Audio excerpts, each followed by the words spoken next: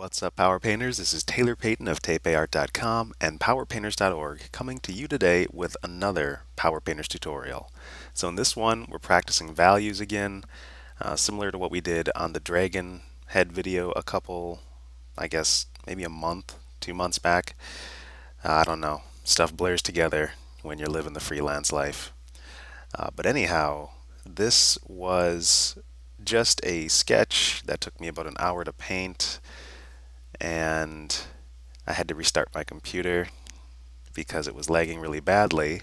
But once that restart happened, I was able to finish the gesture sketch and then start laying in some values.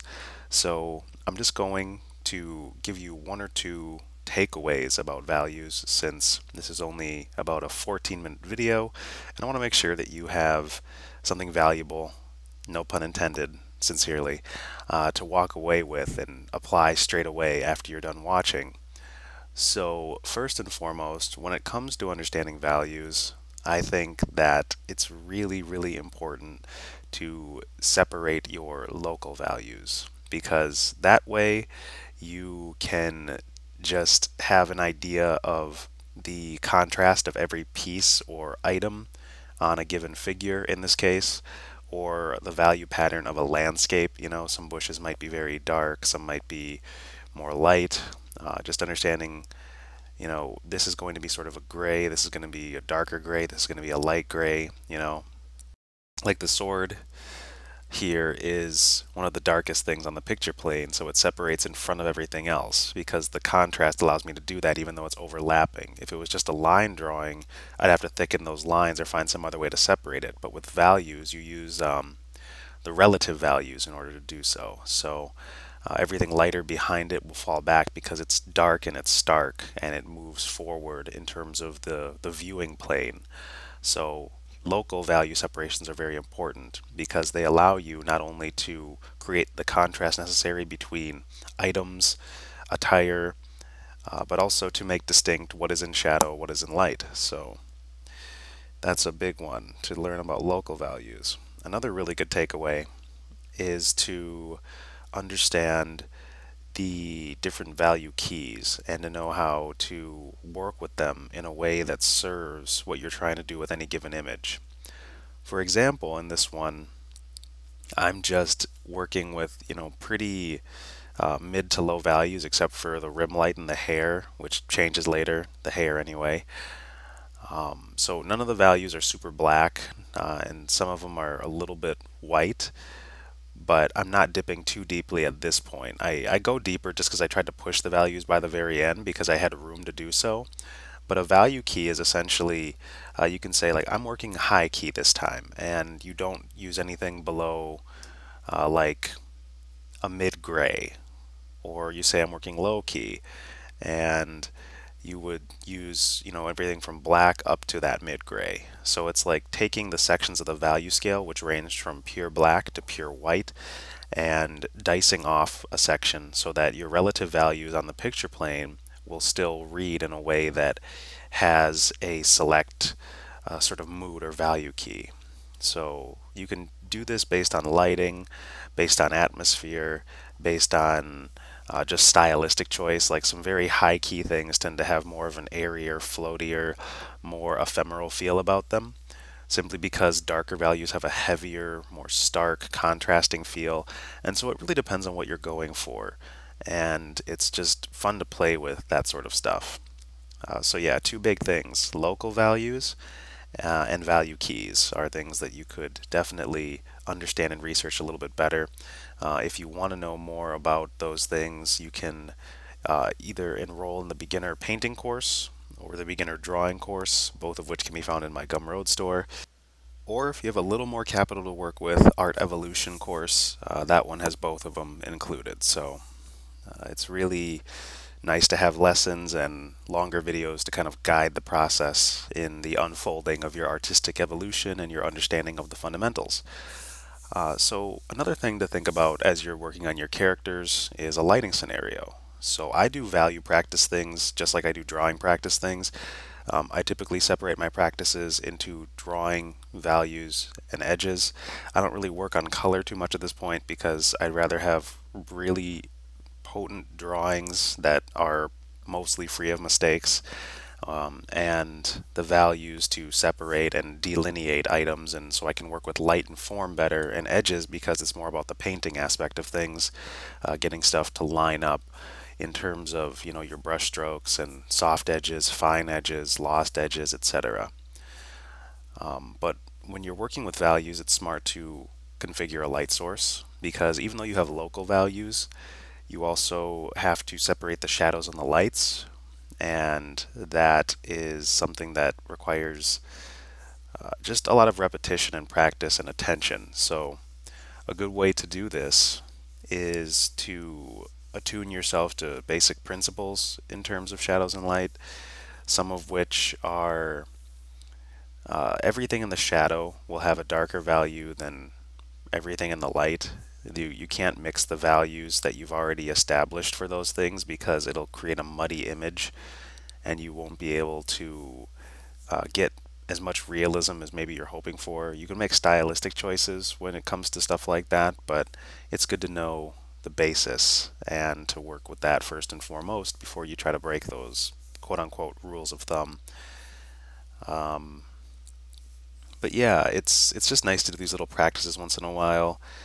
I don't have many longer pieces in the works right now because of freelance and other projects that I'm working on with people, and my mentorships, which also require quite a bit of time to plan and execute and give feedback. So it's funny how when you start to get more into your career or have more and more responsibilities kind of flow over you, then it becomes difficult to spread yourself too thin, because doing a good job for the people that give you capital, it's no small task, right? You're really going to have to give them time and attention and give them your best, because you have been hired to do so, and that creates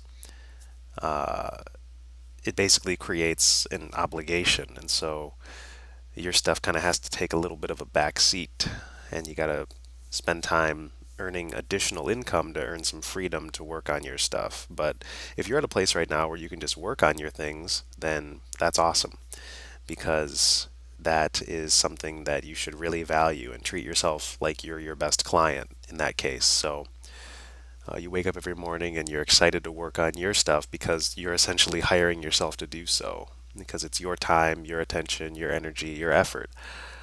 Otherwise, it's still nice to get in these little bits of practice so that you can better serve the people that you're serving currently. Like I had been in drawing mode for quite a while because that was just what I was working on with my mentees, and my project doesn't require me to, the project I've been commissioned to work on doesn't require me to do any painting. It's all drawing based, and so you kind of have to ebb and flow with whatever fundamentals that you're basically having to attune to. And this is sort of my way of shaking off that rust and reconfiguring my painting style and touching base again with values and edges. And it's a lot of fun to kind of shape and sculpt form and understand when you start with something gray, how you can use, darker grays and black to push stuff back or give occlusions and whatnot. And, using things like rim light to pop the back parts of the character and what have you. Overall, it's just a really pleasing process to lay in values and ascertain more and more value separation, and then work everything in accordance with your light sources, because that's important too. The concept here, I wasn't really thinking about that much. I just wanted some anatomy to render. I was looking at a lot of Bayard Wu's stuff. He has these really awesome grayscale orc women pieces, and it's so inspiring and so fantastic. I just had to kind of reference it as I was looking. And here's some Skype business happening right here that I probably should edit out, but I'm already talking over the footage, so this is just what it is. Anyway, so yeah, after I got out of a Skype conversation with my good friend and fellow artist, then I just continued to work on this and started to, like you saw me, deepening values, pushing forms a little bit more, just practicing mark making, and I changed the back arm to have a shield as opposed to a sword. And yeah, this was just a fun little practice piece. Again, the full one was like an hour and 11 minutes or 14 minutes or something. Not long enough to really finish a piece, but enough to finish a sketch and enough to get a little practice time in. I think about an hour is the minimum I like to practice every day, and if I can't get that hour in, then I'll put the practice in on my client work because that's sort of, it takes precedence. So it's best to keep learning on the job and try to push your skill in whatever realm that you're required to work in for your profession. But yeah, all in all, the best way to learn, I think, is a combination of ascertaining the principles from artists who have laid it out, whether that is in an online sort of self-directed course or a really good book or a mentorship, and then to apply it over and over and over and explore and mess with it in different ways so that you can learn the ins and outs of any given principle, like values or drawing or edges or form or light or color, and just to keep exploring and expressing because that's what we're about, really. I do have some other really cool projects in the works and a lot of footage I've recorded for a personal project that I return to a couple times a week. I've written 50 pages of it so far, and I've done a few paintings and concepts, well, more than a few paintings and concepts for it. It's just been way under wraps because it's it's not, I guess it's not really secret, but if you show too much of your stuff before you have a good amount done, it loses its impact. Like if you're peppering things through your social media feed, um, then that's one way to do it, where you're sort of drip feeding the content to your followers and people who are interested in your project.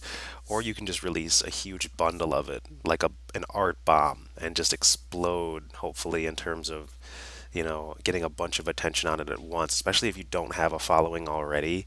I think that's a better way to sort of get more people looking at your stuff, is to have a ton of it that has the same unifying theme with some variety in there. So pick a project, make a narrative, create characters or landscapes or whatever around that project. Make like 6, 12, 24, however many pieces, and just drop those all at once on things like ArtStation, Tumblr, Facebook groups, and really have a nexus for people to go to after they see that, so that they can support the project, like Patreon or perhaps a Gumroad project. Maybe you have even more pieces, or you can ship out a book to people. But yeah, just a little spitballing in that realm in terms of some ideas. But yeah, as we wrap up here, I just want to take a second again to thank you so much for being a subscriber, whether you're new, whether you've been around for a while. If you really want to help out the channel, any sort of thing on Patreon helps a lot. That is in the description box below, as are links to all the courses I mentioned. Otherwise, just look out for the next video. Comment, like, share, subscribe, etc. YouTube stuff. And I am probably going to wrap it up. This has been Taylor Payton of tapeart.com and powerpainters.org, and I wish you happy creating. Until next time.